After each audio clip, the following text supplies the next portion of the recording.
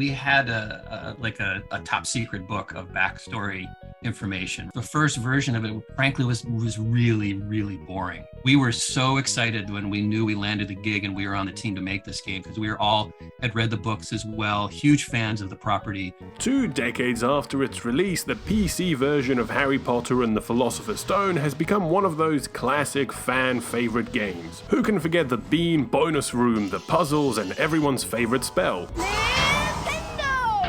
Christo Vuchetich was the lead artist for the Philosopher's Stone on PC, and I had the pleasure of interviewing him about the process of developing this game, how they tackled adapting one of the biggest films in the world while it was still in production, and the secrets he and the team snuck into the game. I began by asking Christo about how he and the team at No Wonder got involved with the Harry Potter license. We had learned through, corporate channels or wherever that Electronic Arts EA was looking to find an outside developer.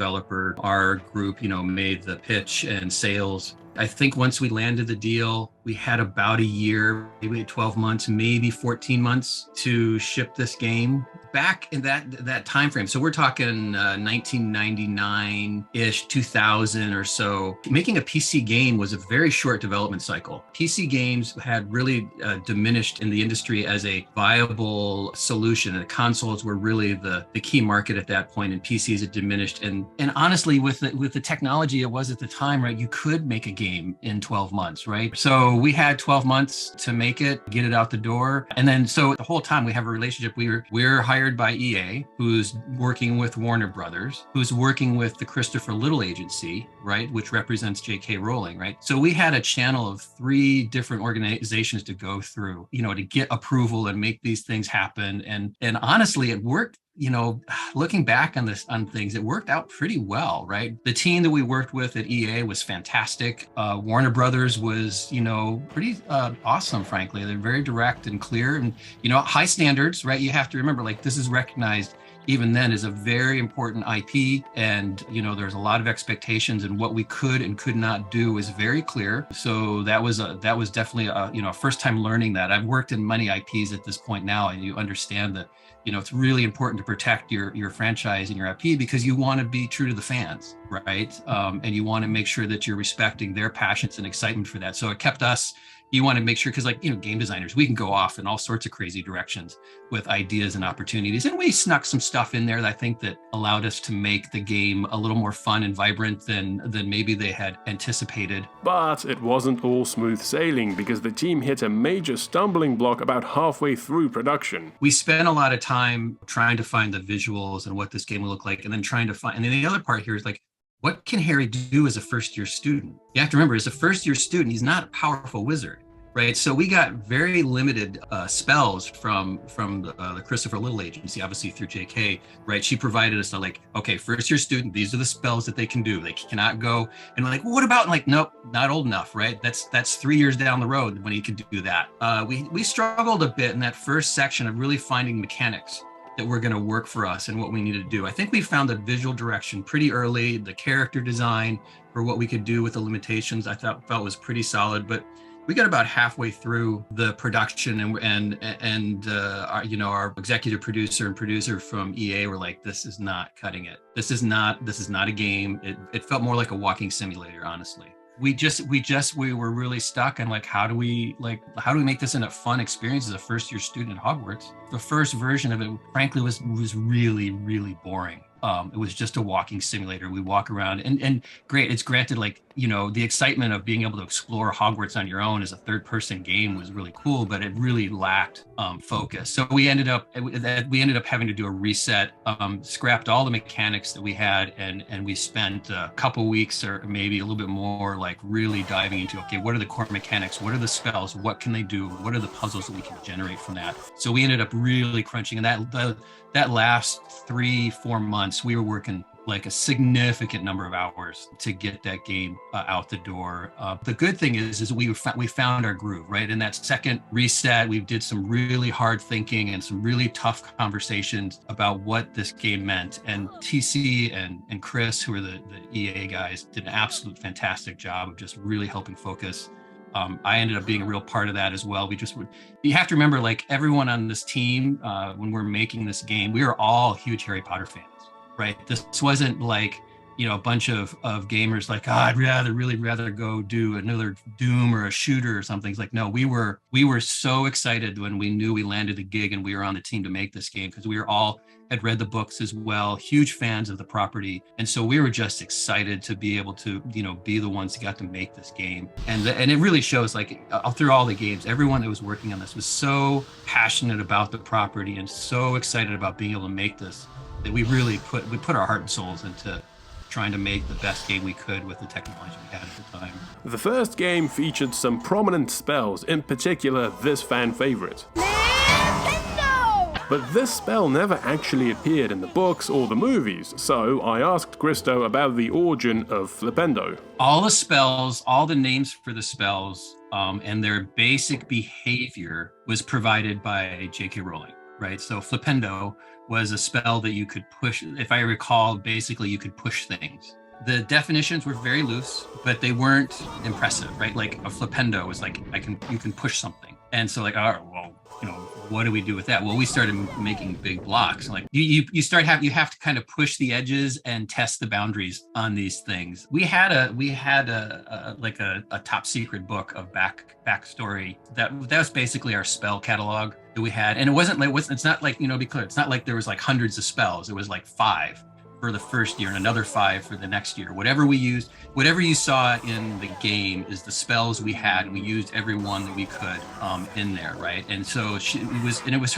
understood, like, you have to make a game, you need to have something to do. So she provided these spells and their names for us to build upon. And to her credit too, I'd say that that she left the definition loose, allowed us to have a little more freedom in what that meant and like what the scale. Because if she had said Flipendo can only move small teacups a few inches, I'd be like, well, that's completely useless as a game mechanic. Whereas if I can move a large block that can now allow me to move up to a ledge and climb higher, that makes a world of difference in our ability to navigate and play through an environment or a puzzle space.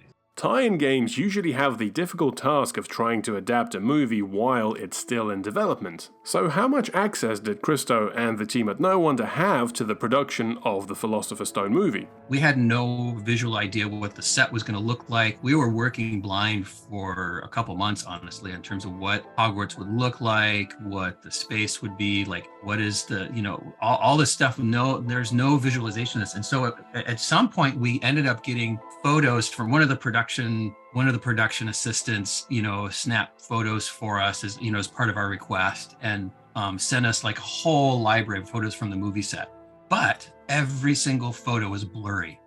So we could barely make out what we were doing. And they fulfilled their obligation of, yes, we will send you pictures, but somewhere in that production, they're like, this is top secret set. We cannot let anyone get this. So we ended up getting, probably a couple hundred pictures of movie sets that are all blurred, right? Completely useless, right? So we ended up having our creative director at the studio was able to get permission to go to the UK and go look at the set, right? So he went and they said, you can have a notebook, you can't take pictures, but that's it, right? And so he just wrote and described everything he could find. He described sort of what the wall color was. And so we, based on that information and based on just our research, like we do a lot of research on, on buildings in England too, right? You look at the classic architectural elements, and I think you can make some general leaps of design and infrastructure and how the architectural elements work. And we really leaned on a lot of that as our research. And part of it too is like we grabbed all this reference, and then our creative director at the time,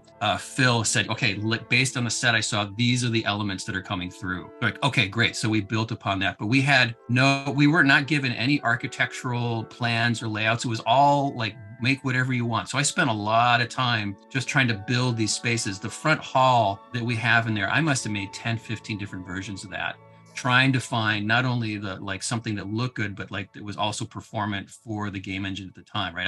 I had this idea to have these nice big sweeping curves and stairs, and like the engine couldn't handle it. It was just at the time, right? There's too complicated an environment. So again, very blocky kind of space. But from there, we just had fun and imagined these spaces and, what a classroom might look like and what these different, we have all these adventures through the different hidden parts of the castle. And as Hogwarts as an infinite space of design, even by the nature of the books and the movies, right? We had a lot of freedom to like go off in these corridors that no one had ever heard of, right? To do these adventures. So playing the game growing up, I always wondered who were the people in the paintings all around Hogwarts. As it turns out, there is actually a story behind that. That first year, I really spent a lot of time just trying to find the visual direction of this environment. Like one of the things I realized pretty early is like, oh my God, the staircase hall, all that, and there's portraits everywhere and they all talk. And I'm like, where are we going to find all this art? We've got to put pictures up everywhere. To be able to license the rights to famous paintings or to go through and find which paintings are no longer under some kind of copyright protection is not only is going to take a huge amount of time, but the money too is completely out of scope. So I did a little research and I decided, you know what? We're just going to put ourselves in there. We're going to take all these famous paintings and I just gave the task to every artist on the team, find a famous painting and Photoshop your face into it. And we'll change it enough. If I recall, and I could be wrong on this still, is enough so that legally it's not that painting anymore. So there's a portrait of me in there. There's a portrait of every single person. All those portraits of those people in there are in some way or another a person on the team that they Photoshop themselves into these famous paintings. We had so much fun making those games, right? Like we got to go in and like, doing the bean bonus room and these secret tunnels that, you could go through, the adventures, you'd go off into these challenges. And the team, particularly the level designers, we were just like searching left, right, and center of where we could put secrets, right? Where we could hide these wizard cards. We had just an amazing team of illustrators that drew all those wizard cards, right? And we had like 100 of them. The PC version was one of 5 completely different tie-in games for the Philosopher's Stone. Click on the information banner above if you'd like to see my video comparing them. I asked Christo if he and the team had any overlap or collaborations with the other versions, in particular the PlayStation 1 game. Early on, we had overlap in terms of concept art, right? We had some concept art, some images, some rooms, some spaces that some concept artists done, which were really like awesome, like some really just great images that I recall. But after that, we were pretty much left on our own. They sort of looked at us like, these are 2 different games. Let's just let them go where they need to go, different platforms, different audience. The other thing to think about, like the PC game was really decided about halfway through that this game was going to be more for kids, right? That this isn't a wide, broader audience kind of platform, that we really were shooting for the youngest to maybe 14, 15 tops, right? And thinking this is more for the fans, the kids that read the books of that age between say 8 and, well, honestly, as little as youngest as 6, frankly, through the early teens. Whereas the console version, I think, was really thought of as a more broader property, because you remember at the time, PC games were not like they are today, that you could just go to Steam and download something on your PC and play games. People just didn't have that. It was considered a dying genre in terms of PC games at that point, and consoles were the future. So PlayStation 2, Sega Saturn, Nintendo, that's where the market was, right? So we didn't even, interesting bit as I recall when we were making the PC version, they're thinking, oh, we'll maybe sell 150,000 units of this, not much.